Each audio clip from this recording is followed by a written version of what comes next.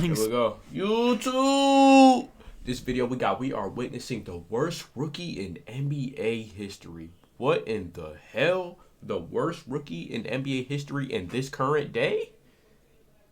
Don't even sound right. This might be cap. But let's get into this video and see if it is or not. Sports, you know how common it is to see younger siblings go on to surpass their older siblings in talent, regardless of what sport you were playing. Younger siblings may have it tougher in the moment because there's always a natural level of competition among siblings, and as kids, playing against an older sibling often means you're at a physical disadvantage, but in the long run, playing up against that boy older Melo, players man, proves he's to be passing better this. for their development, and at the NBA It's level, elite, we've seen man. quite a few examples of this Elite lately. playmaker in the The league. most recent example was when the Ball brothers were at the peak of their popularity when Lonzo Ball was drafted number 2 overall in 2017, yet you would always hear both Lonzo and their dad LeVar say that the youngest brother LaMelo was going to end up being the best of the 3 sons, and lo and behold, LaMelo Ball is the one that went on to become an all-star. Seeing younger siblings of established NBA players get hyped up in the pre-draft process is nothing new, but sometimes this rationale doesn't actually apply, resulting in some huge swings and misses down the line. This brings us to today's video, where we will be discussing Cody Williams of the Utah Jazz, who might be the biggest reason why the younger sibling I don't react needs to be taken the with a grain of Jazz, so salt, as he is the younger brother of Oklahoma City Thunder All-Star Jalen Williams, was a top 10 pick in last year's draft, but is currently having arguably the worst rookie season in NBA history. Today we're going to be going over everything that got us to this point, just how bad he truly is, and what his realistic outlook can be moving forward. Before we start, though, no way he's it turns that out bad. a Come good on. amount of you watching right now aren't even subscribed to the channel. So if you enjoy So you're telling me you're J-Dub's brother, and you're the worst does it help out a ton, in but the it also you're the very worst much player in the appreciated. NBA. Now, with that being said, let's begin. It's not the fault of Cody Williams that he came into the league with more hype than he probably deserved, but ultimately his production on the court has been absolutely inexcusable, and it may shift the mindset of entire front offices moving forward regarding how they project young talent. Looking at his older brother Jalen Williams first, we see a player who needed more time to develop, but when he did pop, he showed off so many useful tools that reasonably projected to becoming a highly impactful NBA player. Jalen played at Santa Clara in college in the mid-major West Coast Conference though, so even when he did pop, fewer people were paying attention to it. That, plus the fact that he spent 3 seasons there in college, he was an upperclassman when he declared, resulting in some hesitancies to propel him further up draft boards. The Thunder have never been a team that has shied away from the less popular talent in the draft. Yeah, that's really what it is. What make him stand out is his defense. And what they saw in Jalen was a versatile wing player that was only just starting to scratch the surface of what he could accomplish.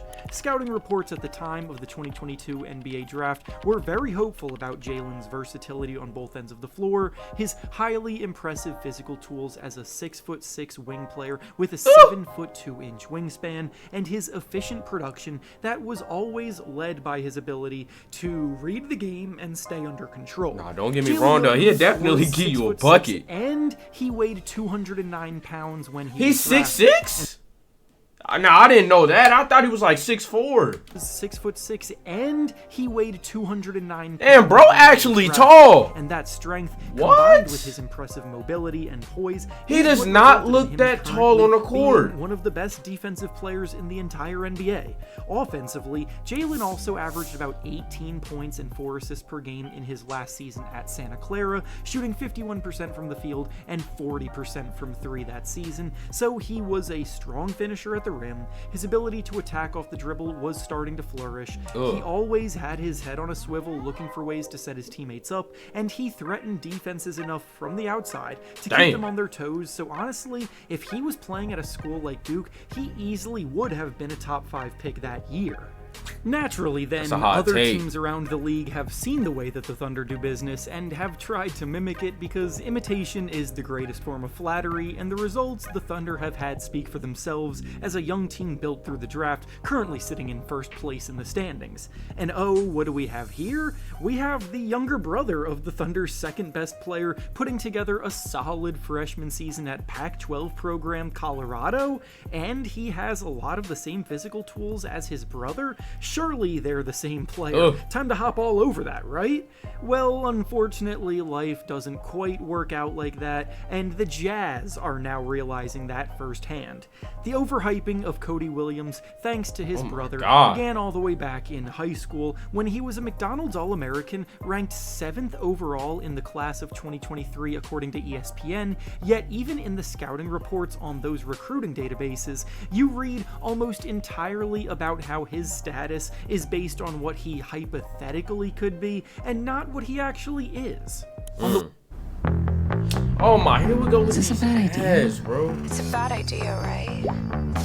Website 24/7 Sports, he was ranked number 4 overall in the class according to them, and their entire excerpt about him in the rankings talks about how his physical tools could help him become a useful defender, but he still has a long way to go, how his shooting touch is not reliable at all yet, and how What? he shot it poorly at the EYBL circuit, how he's too skinny and struggles to play through contact, and how he doesn't even play with consistently good energy on the floor. So I know hindsight is Wow. always 20/20 in situations like this, but the They don't got a signs floater are literally bag? always staring Usually right the at skinny us in ones, the they got a face, floater and bag. everyone continually ignored them because of his brother. During Cody's one season at Colorado last year, he had a year that objectively looked good enough on paper to buy into the upside narratives, but the film told a completely different story. He started the year hot, with some good games scoring the ball in the non-conference part of the schedule, and some solid early showings in the Pac-12 play, finding a rhythm in the mid-range, cutting well off the ball, and scoring efficiently when the opportunities presented themselves. But when the intensity of games ramped up during the conference tournament and during March Madness, he became a ghost, and a lot of the time you wouldn't even notice he was on the court.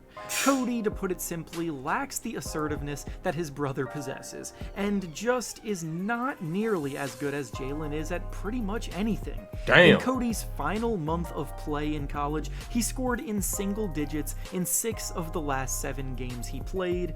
The team was finding more success without him on the court, and as those early scouting reports suggested, he really struggled with the more physical play that naturally comes from a more intense basketball game with a lot on the line. Who is Cody's that? casual demeanor, lack of a motor, and Nah, whoever inability that to was, find ways bro. to be effective consistently was a real problem, and in most cases it would have hurt a player's draft stock a ton, but we now know why it didn't in this case. The fascination with Cody's physical tools was also incredibly overblown because one very important factor was ignored. Sure, he was an inch taller than his brother was, with a similarly impressive wingspan, but Cody at the time he was drafted weighed in at just 178 He's pounds, 6'7"? which is a whole 30 pounds Damn, lighter y'all some than tall what Jalen brothers. Williams weighed when he was drafted.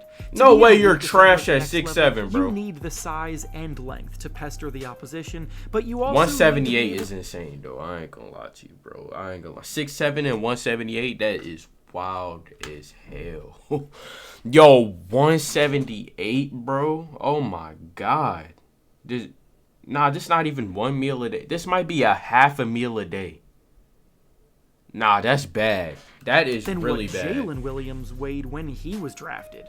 To be an elite defender at the next level, you need the size and length to pester the opposition, but you also need to be able to hold your own physically, because NBA guys are way bigger and faster than college players, and Cody was weaker and slower than his brother. Yeah. Cody's jump shot that also He's converted slow? at a 41% rate from 3 in college also tricked Oh, many into man. thinking that he was a great spot-up shooter, when the truth is that he did not even attempt 2 3-point shots per game, so the sample size was ridiculously small, and with his struggles shooting it in high school, he was the furthest thing from a proven shooter worth the benefit of the Damn. doubt. Despite all of this though, the Utah Jazz still took him 10th overall in the 2024 NBA draft, and we're about to get into what made the title of this video what it is. Being drafted by the Jazz should have been the perfect spot for Williams as a raw young talent in need of minutes to play through some of the typical rookie inconsistencies, and that's exactly what he has gotten. It just has not amounted to anything. With the Jazz looking into the future, they've kept Cody in Oh the my rotation God. all season long. That's a starting terrible 23 shot. of the 50 games that he has played this year, including having started in his last 9 outings. On the season as a whole, Cody is playing about 21 minutes a night, and in that time he's averaging just 4.6 points, 2.3 rebounds, and 1.2 assists per game, shooting the ball a horrendous 32% from the field and 26% from 3. If you're thinking, okay, he's struggling offensively, but with his length, surely he's providing some good defensive impact, you would have to think again. Knowing that traditional stats don't always tell the whole story, let's dive deeper into some more advanced analytics and metrics. The Jazz are already a pretty bad team sitting. You're telling me he's bad at defense when Cody Williams too? is on the court, they somehow get a whole 8.5 points worse per 100 possessions. What? He is a bad defender, and offensively, his inability to threaten defenses as a shooter craters the team's spacing. Going even deeper, let's see how he fares in some other metrics. In EPM, or estimated plus minus, Cody Williams ranks dead last in the entire NBA. In LeBron, a metric that factors in luck-adjusted impact, he ranks 546th out of 555 qualifying players.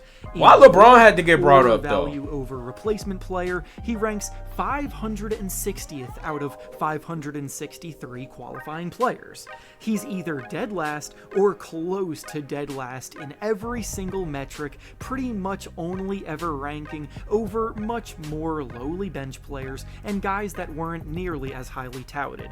He's horribly inefficient scoring the ball, and there genuinely isn't a single part of his game that he can hang his hat on yet. Johnny Davis of the Washington Wizards is another recent draft bust taken in the lottery, but not even his rookie season was this bad, as he at least outscored Williams and spent most of his time in the G League, whereas Williams is getting consistent minutes night in and night out with nothing to show for it. Obviously, he's still very young and could become a useful player down the line, but we need to be realistic about his upside. He desperately needs to add at least another 15 pounds of muscle. He must make defenses respect him from the perimeter as a shooter to be effective anywhere else. And he needs to up the urgency a little bit when he's out there, because he's way too lackadaisical. He seems content with falling to the wayside, and he doesn't have the it factor, that high upside. How the fuck do you miss this? With falling to the wayside.